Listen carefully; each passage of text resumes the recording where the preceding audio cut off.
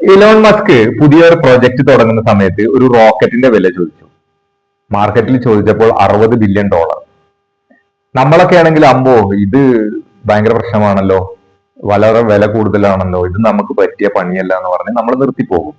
എന്നാൽ Elon Musk ചെയ്തത് വേറൊരു കാര്യമാണ്. അദ്ദേഹം ആഹ്, ഈ റോക്കറ്റിനകത്ത് എന്തൊക്കെയാണ് കമ്പോണൻസ് എന്ന് നോക്കി. ടൈറ്റാനിയം, കോപ്പർ, അലുമിനിയം തുടങ്ങിയ കാര്യങ്ങളാണ് ഇതിലുള്ളത്. അപ്പോൾ പുള്ളി ചിന്തിച്ചു, ഈ സാധനങ്ങൾ നമ്മൾ മാർക്കറ്റിൽ നിന്ന് വാങ്ങി സ്വന്തമായി അസംബിൾ ചെയ്യുമ്പോൾ എന്ത് വില വരുമെന്ന് നോക്കുമ്പോൾ അത് വെറും 2% മാത്രമേ വരുന്നുള്ളൂ. ഇതാണ് ഫസ്റ്റ് പ്രിൻസിപ്പിൾ തിങ്കിങ്. ഇതുകൊണ്ടാണ് അദ്ദേഹം സ്പേസ് എക്സ് എന്ന ഒരു വലിയ സാമ്രാജ്യം തന്നെ ഉണ്ടാക്കിയത്. പണ്ടുണ്ടായിരുന്ന പല ചിന്താഗതികളെയും മാറ്റി സ്പേസിലേക്ക് പോകാനുള്ള ചെലവ് കുറഞ്ഞ ഒരു രീതി അദ്ദേഹം കണ്ടെത്തി. അപ്പോൾ ഈ എന്താ പറയാ, ഫസ്റ്റ് പ്രിൻസിപ്പിൾ തിങ്കിങ് നമ്മുടെ ജീവിതത്തിൽ എങ്ങനെ ഉപയോഗപ്പെടുത്താമെന്ന് നമുക്ക് നോക്കാം. ഫസ്റ്റ് പ്രിൻസിപ്പിൾ തിങ്കിങ് എന്താണെന്ന് വളരെ സിമ്പിളായി പറയുകയാണെങ്കിൽ, നമ്മളിപ്പോ ഒരു ചിക്കൻ കറി ഉണ്ടാക്കണം എന്ന് വിചാരിക്കുകയാണ്. ചിക്കൻ കറി സാധാരണ 2 രീതിയിൽ ഉണ്ടാക്കാം. ഒന്ന്, അമ്മയോട് ചോദിച്ച് അല്ലെങ്കിൽ യൂട്യൂബിൽ റെസിപ്പി നോക്കി വീഡിയോ കണ്ട് നമുക്ക് അതേപോലെ കോപ്പി അടിച്ച് ഉണ്ടാക്കാം. രണ്ടാമത്തത്, നമ്മൾ ചിക്കൻ കറി എന്താണ് എന്ന് പഠിക്കുക. അതായത് വെള്ളം, ഉപ്പ്, മസാല, ചിക്കൻ അത് ചൂടാക്കുക. ഇതാണ് ബേസിക്കലി ചിക്കൻ കറി എന്ന് പറയുന്നത്. ഇനി നമുക്ക് വളരെ സിമ്പിളാണ് ഇത് എങ്ങനെ ഉണ്ടാക്കുന്നു എന്നത്. ഈ ഇൻഗ്രീഡിയൻസ് ഒക്കെ ഉപയോഗിച്ച് നമുക്ക് പുതിയ രുചികൾ വരെ ഉണ്ടാക്കാൻ കഴിയും. ഇങ്ങനെയാണ് ഫസ്റ്റ് പ്രിൻസിപ്പിൾ തിങ്കിങ് എന്ന് പറയുന്നത്. ഇത് നമുക്ക് നമ്മുടെ പഠനത്തിൽ ഉപയോഗിക്കാം, നമ്മുടെ ബിസിനസ്സിൽ ഉപയോഗിക്കാം, നമ്മുടെ ജീവിതത്തിൽ വരുന്ന ഒരുപാട് പ്രശ്നങ്ങൾ സോൾവ് ചെയ്യാൻ ഉപയോഗിക്കാം. ഇപ്പൊ പഠനത്തിൽ ഉപയോഗിക്കുകയാണെങ്കിൽ, നമ്മളിപ്പോ ഇംഗ്ലീഷ് പഠിക്കണം എന്ന് തോന്നുന്നു ഉണ്ടെങ്കിൽ സാധാരണ എല്ലാവരും പഠിക്കുക എങ്ങനെയാണ്? ആദ്യം കുറെ വാക്കുകൾ കാണാപ്പാഠം പഠിക്കും. How are you, how old are you, what is your name തുടങ്ങിയ കാര്യങ്ങൾ. ഇങ്ങനെ വെച്ച് പഠിച്ചു കഴിഞ്ഞാൽ നമുക്ക് ഒരു പുരോഗതിയും ഉണ്ടാക്കാൻ കഴിയില്ല. എന്നാൽ നമ്മൾ പഠിക്കേണ്ടത് ഇംഗ്ലീഷിലെ ബേസിക് കൺസെപ്റ്റായ വാക്കുകൾ എങ്ങനെ ഉണ്ടാക്കാം, ആ വാക്കുകളും പിന്നെ ഗ്രാമറിന്റെ ബേസിക് റൂളുകൾ, പിന്നെ കുറെ സ്ഥിരമായി ഉപയോഗിക്കുന്ന വാക്കുകൾ പഠിക്കുക. ഇത് ചെയ്തു കഴിഞ്ഞാൽ നമുക്ക് ലക്ഷക്കണക്കിന് വാക്കുകൾ സ്വയം ഉണ്ടാക്കാനും നല്ല രീതിയിൽ ഇംഗ്ലീഷ് ഉപയോഗിക്കാനും കഴിയും. അതുപോലെ നമ്മളൊരു പുസ്തകം എഴുതാൻ, ഒരു നല്ല പുസ്തകം എഴുതണമെന്ന് ഒരാൾ ചിന്തിക്കുകയാണ്. അപ്പോൾ നമ്മൾ എന്ത് ചെയ്യും? നല്ല പുസ്തകത്തിന് എന്തൊക്കെ വേണം? ആ പുസ്തകത്തിൽ ഒരുപാട് ചാപ്റ്ററുകൾ ഉണ്ടാവില്ലേ? അതുപോലെ ഓരോ ചാപ്റ്ററും ഒരുപാട് പാരഗ്രാഫുകൾ കൂടിയതല്ലേ? അതേപോലെ ഓരോ പാരഗ്രാഫും കുറെ സെന്റൻസുകൾ അടുക്കി വെച്ചിട്ടാണ് ഉണ്ടാക്കുന്നത്.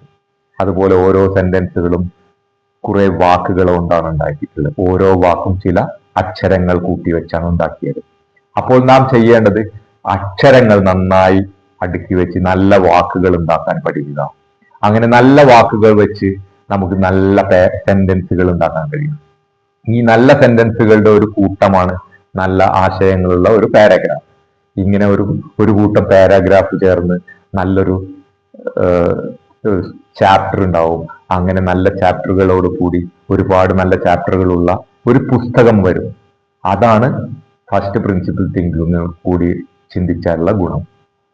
ഇനി നമ്മളൊരു ബിസിനസ് തുടങ്ങാനോ അല്ലെങ്കിൽ നമ്മുടെ ജീവിതത്തിലെ പ്രശ്നങ്ങൾ പരിഹരിക്കാനോ ഈ ഫസ്റ്റ് പ്രിൻസിപ്പിൾ എങ്ങനെ യൂസ് ചെയ്യാമെന്ന് നോക്കാം.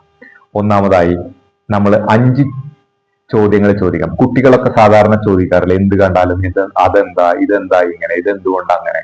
അതുപോലെ നമുക്കും ചോദിച്ചു നോക്കാം. അതായത് നമുക്കൊരു പ്രശ്നമുണ്ടെങ്കിൽ 5 എന്തുകൊണ്ട് എന്ന് ചോദിക്കാം. മിനിമം ഒരു 5 എണ്ണം. അപ്പോഴേക്കും നമ്മൾ 99% സൊല്യൂഷനിൽ എത്തിയിട്ടുണ്ടാവും. ഇപ്പോ നമുക്കൊരു ബിസിനസ് തുടങ്ങണം, നമ്മുടെ കയ്യിൽ പണമില്ല. നമ്മൾ എന്ത് ചെയ്യും?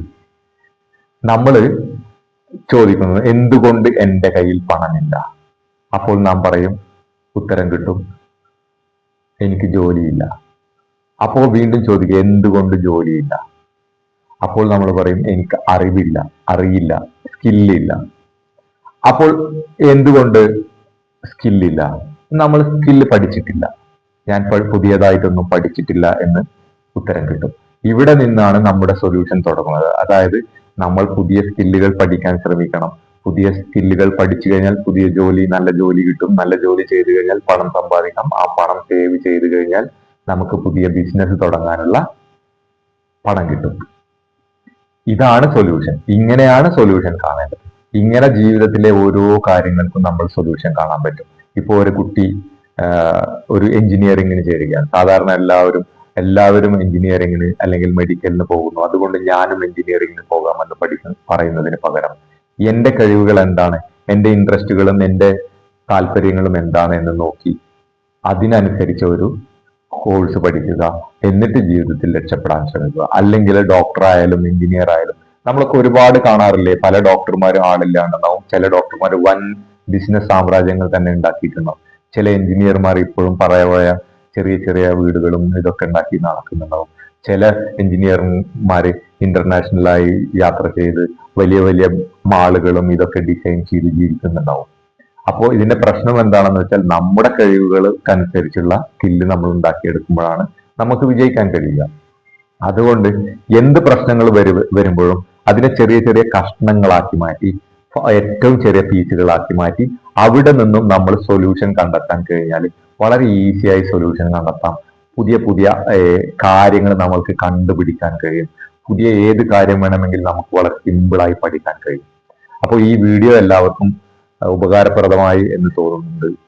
അത് നല്ല രീതിയിൽ നിങ്ങൾക്ക് ഇഷ്ടപ്പെട്ടിട്ടുണ്ടെങ്കിൽ ഈ വീഡിയോ പരമാവധി ഷെയർ ചെയ്യുക. നമ്മുടെ ചാനൽ സബ്സ്ക്രൈബ് ചെയ്യുക, ബെല്ലൈക്കൺ അടിക്കുക. കൂടുതൽ വീഡിയോകളുമായി വീണ്ടും വരാം. Thank you.